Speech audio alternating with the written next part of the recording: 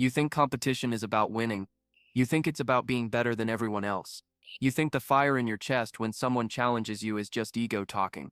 But what if I told you that your competitive spirit is actually a window into something much deeper? What if that burning need to prove yourself isn't about others at all, but about the hidden architecture of your own ambition? Competition isn't the enemy of collaboration. It's not even really about other people. Your competitive drive is like a seismograph, detecting the underground tremors of your deepest desires before they even reach your conscious mind. When you feel that familiar surge of adrenaline watching someone else succeed, when your jaw clenches at the thought of being second place, your brain is revealing a secret map of what truly matters to you. Here's the plot twist nobody talks about. The most competitive people aren't driven by a need to beat others. They're driven by an inability to accept anything less than their own potential. That person who always has to win at board games, they're trying to prove to themselves that they can execute under pressure. Your competitive spirit isn't measuring you against other people. It's measuring you against the person you could become. Think about the last time you felt genuinely competitive, not annoyed, not jealous, but that clean electric feeling of wanting to rise to a challenge. What was really happening in that moment? Your amygdala was scanning for threats, sure, but your prefrontal cortex was doing something much more interesting. It was calculating possibilities. Every time you see someone achieve something you want, your brain automatically starts reverse engineering their success. How did they do it? What would it take for me to do it better? What resources would I need? This isn't envy. This is your ambition using other people's achievements as a benchmark for what's possible. Studies suggest that people with higher competitive drive show increased activity in the anterior cingulate cortex, the brain region responsible for monitoring conflicts.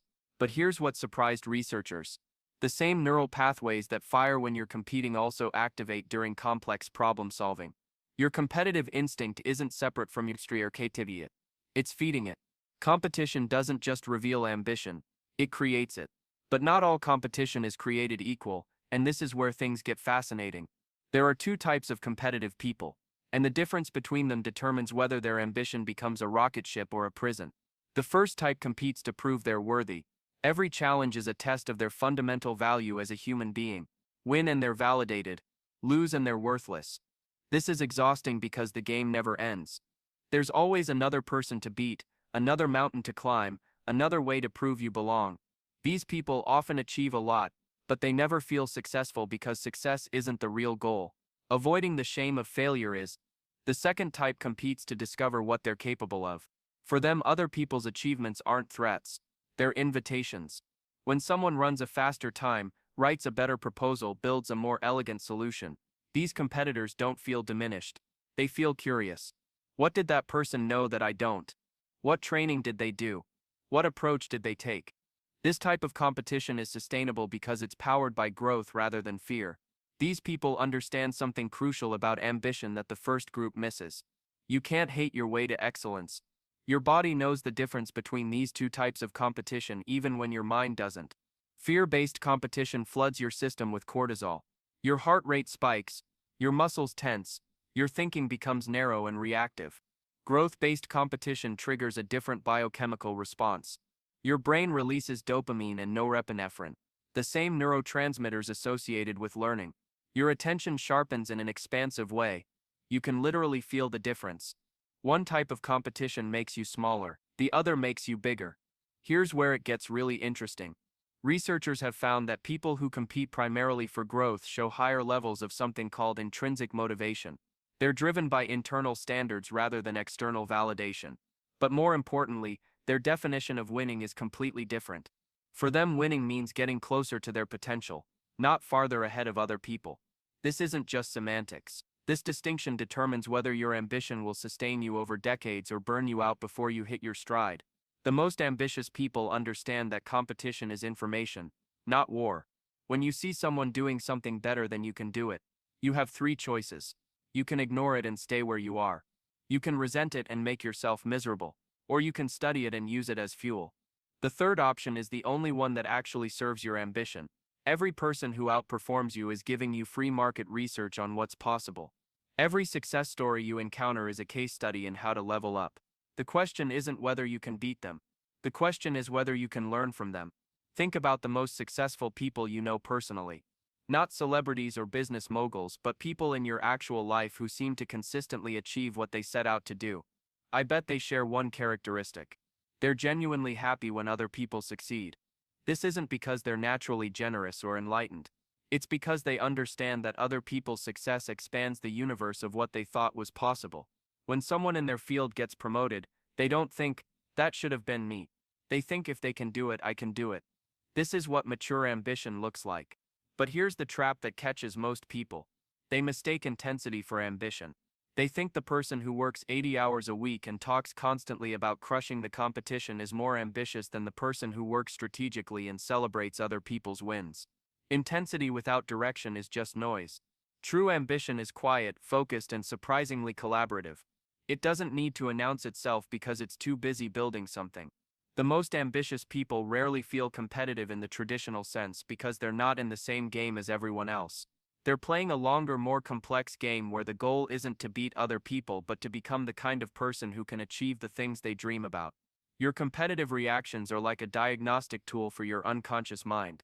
Pay attention to what makes you competitive and what doesn't. When you feel that surge of "I can do that better," you've just identified something that matters to you more than you realized. When you feel genuinely inspired by someone else's success, you've found evidence of healthy ambition. This awareness is incredibly valuable because most people go through life driven by unconscious patterns they never examine. The relationship between competition and ambition also explains why some people seem to thrive under pressure while others crumble. It's not about talent or even work ethic. It's about how they've learned to interpret challenge. People with sustainable ambition see competition as practice. Every difficult situation, every person who outperforms them, every setback that forces them to level up is just another rep in the gym of life. They're not trying to prove they're already great. They're trying to become great. This mindset makes them anti-fragile. Stress doesn't break them down, it builds them up. Here's something else that separates healthy competitors from toxic ones. Healthy competitors have a strong sense of their own timeline. They're not trying to achieve everything by age 30 or beat everyone in their industry by next year. They understand that ambition is a marathon, not a sprint. They can be patient with their progress because they're confident in their direction. Toxic competitors are always racing against imaginary deadlines because they're driven by fear that time is running out, that opportunities are limited, that if they don't achieve everything now, they never will. This creates a frantic energy that actually undermines performance. The most interesting research on competition comes from studies of elite athletes. You might assume that the most successful athletes are the most individually focused, the ones who care only about their own performance, but that's not what the data shows. The athletes with the longest, most successful careers are the ones who push their training partners, celebrate their competitors' improvements, and see their sport as a collective effort to push the boundaries of human performance.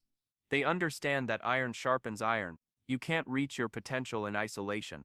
This principle applies far beyond sports. In any field, the people who achieve the most are usually the ones who lift others up along the way. Not because they're altruistic, but because they understand that surrounding yourself with excellence forces you to be excellent. If you're the smartest person in the room, you're in the wrong room. If you're easily the best at what you do in your current environment, your ambition is being starved. You need people who challenge you, who do things you can't do, who make you question your assumptions. Competition isn't about elimination, it's about elevation. But let's talk about what happens when competition goes wrong, because it often does. The dark side of competitive drive shows up when it becomes compulsive rather than conscious.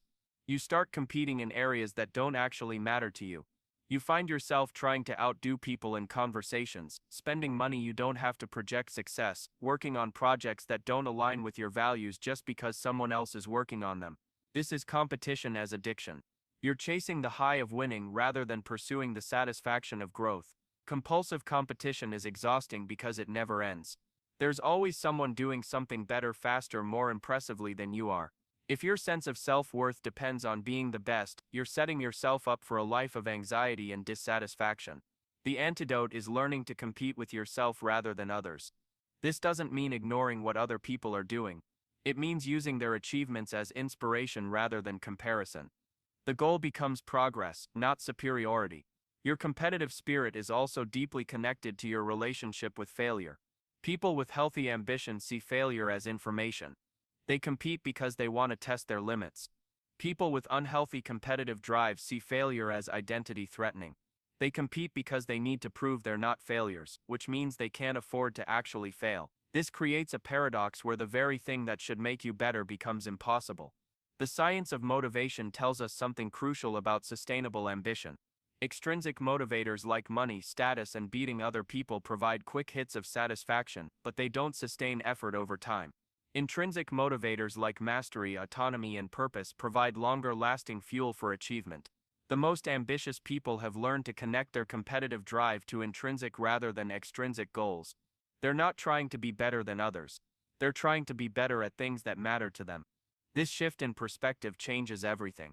When your competition is internally driven, you stop seeing other people as obstacles and start seeing them as allies.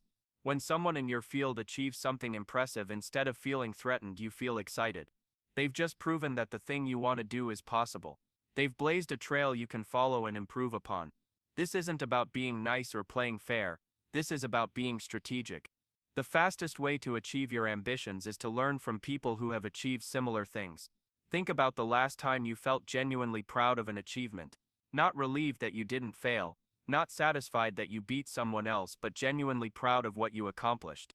That feeling is what healthy competition feels like. It's not about proving you're worthy. It's about expressing what you're capable of. This is the difference between competition as performance and competition as authentic self-expression. Your ambition isn't measured by how badly you want to beat other people. It's measured by how willing you are to become the person capable of achieving what you really want. Sometimes that requires competing. Sometimes it requires collaborating. Sometimes it requires stepping back and learning. But it always requires knowing the difference between your ego and your actual goals. Your competitive spirit, when it's healthy, is your ambition speaking. When it's unhealthy, it's your insecurity shouting. The most successful people have learned to listen to their competitive instincts without being controlled by them. They use competition as one tool among many for growth and achievement. They compete when it serves their goals and collaborate when that's more effective. They're driven by vision rather than validation. They measure themselves against their potential rather than against other people. This isn't about being less competitive. It's about being more intelligent about how you compete. So what does your competitive spirit really say about your ambition? It reveals what you care about when you strip away all the should and supposed tos. It shows you what you're willing to fight for when the stakes feel real. It demonstrates whether you're driven by fear or by possibility. It indicates whether your ambition is sustainable or self-destructive. Most importantly, it tells you whether you're competing to prove something or to become something. The difference between those two motivations will determine whether your ambition becomes a source of fulfillment or a source of suffering. Your competitive drive is neither good nor bad. It's raw energy that can be directed toward growth or toward destruction. The question isn't whether you should be competitive. The question is whether you're competing for the right reasons in the right ways toward the right goals.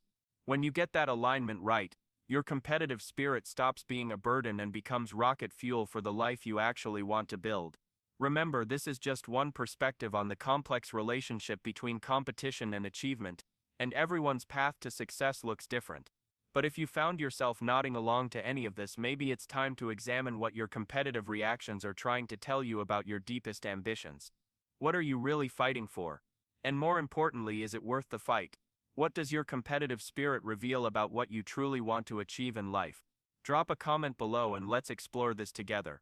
If this perspective shifted something for you, smash that like button, subscribe for more deep dives into human psychology, and share this with someone who needs to hear it. Your future self will thank you for paying attention to these patterns now rather than years down the road.